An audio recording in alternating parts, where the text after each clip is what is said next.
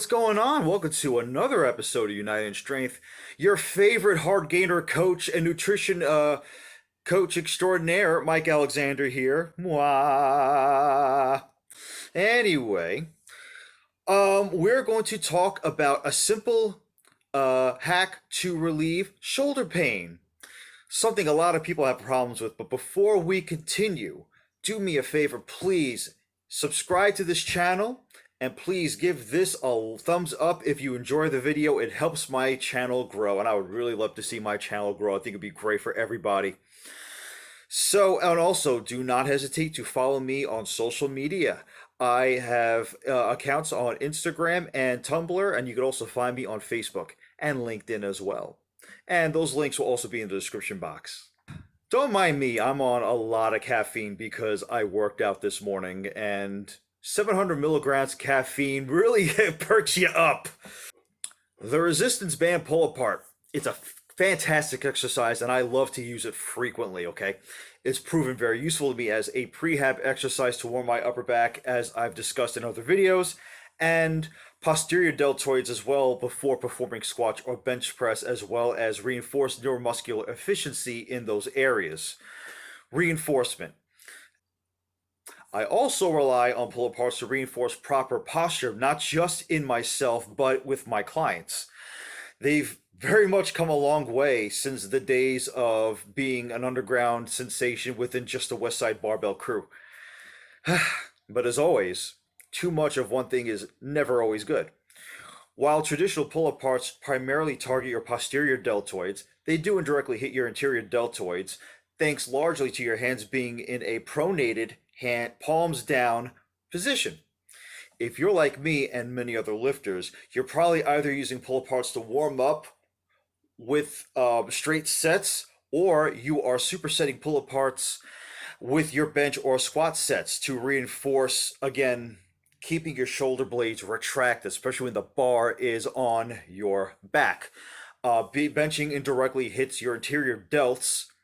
And as I just mentioned, if you're squatting low bar like I do and most powerlifters do, those anterior delts are certainly being stretched out. So needless to say, your interiors are taking quite the beatdown when being worked through 3 different exercises. So before we begin, I want you to think about a powerlifter. When a powerlifter bench presses, he's not going to have his elbows 90 degrees the way a bodybuilder would, right? Or flat back. No, the powerlifter or certain other strength athletes will have their elbows, aside from everything else they do to set up, their elbows are 75 degrees. Why is that? Because they're transferring the stimulus that would be on the anterior delt, and they're transferring it to the tricep. And that's going to work the tricep more than the anterior delt, and it's going to save their shoulder from quite a bit of pain. In that same regard, you can change your pull apart by doing the following. Much like a regular pull apart, your arms are going to be shoulder width. This is a resistance band from Westside Barbell. I mentioned Westside Barbell earlier in this episode. This is their mini band, and I'm going to put the link to this in the description box. So the difference here is I'm going to have the band, I'm going to have my arms right in front of me, shoulder width, just like a regular pull apart, a traditional pull apart, but now I'm going to supinate my hands, palms facing down. So now I'm going to grab it with the palms facing up, thumbs out. This helps me out, and I've also done this with my clients. And just like a regular pull apart, you're going to retract without moving your arms or your elbows, without bending your elbows. Let your scapula do the work. Pull the scapula apart until the band touches, pull the scapula together until the band touches your chest, just like so, and slowly bring it back. Now here it comes from the rear. My shoulder blades are going to retract.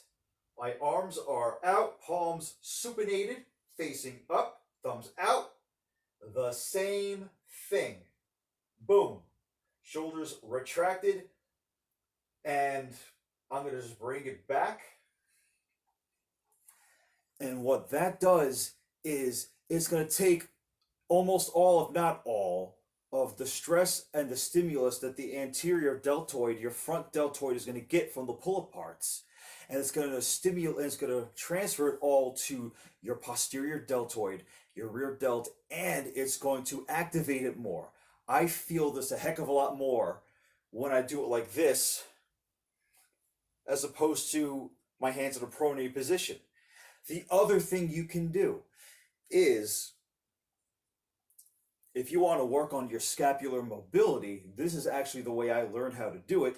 You could take the band, do so like here, hold it, palms supinated, and instead of starting here, you could start above your nose, just a little bit above eye level.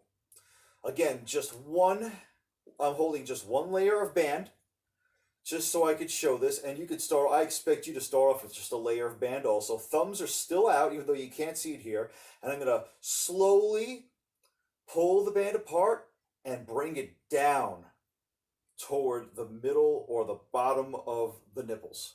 Like right where the nipple line is, either above, just at the nipple line, or just below, until the shoulders retract and the band touches. Same, and right here, I'm going to do it again. Boom. Arms above eye level, just a few inches, give or take. Shoulder blades, going to do the pulling. I'm going to pull it down. And it is touching the middle of my chest, right at the nipple line. That's all it is doing. And I'm going to bring it right back up. And what that does is your scapular mobility will increase by doing that. Why is it so? And it's so crucial, especially when you're like me and you're a low bar squatter. So, what do we do about that?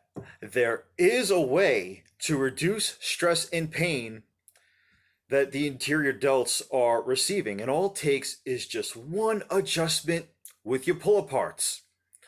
And we're going to discuss that right now. Welcome here. Observe while I teach you how to do the supinated pull apart. Tips. My biggest recommendation is, if you're new to this, go ahead and start off with just a layer of a mini resistance band, and make sure you can hit about 15 reps consistently, meaning day in and day out. And then from that point on, you could switch from using one layer to both layers of the resistance band. After you've consistently hit 15 reps using both layers, you may then try and use a light band and aim for up to 10 reps consistently. And I only expect you to use one layer. Don't worry about using two.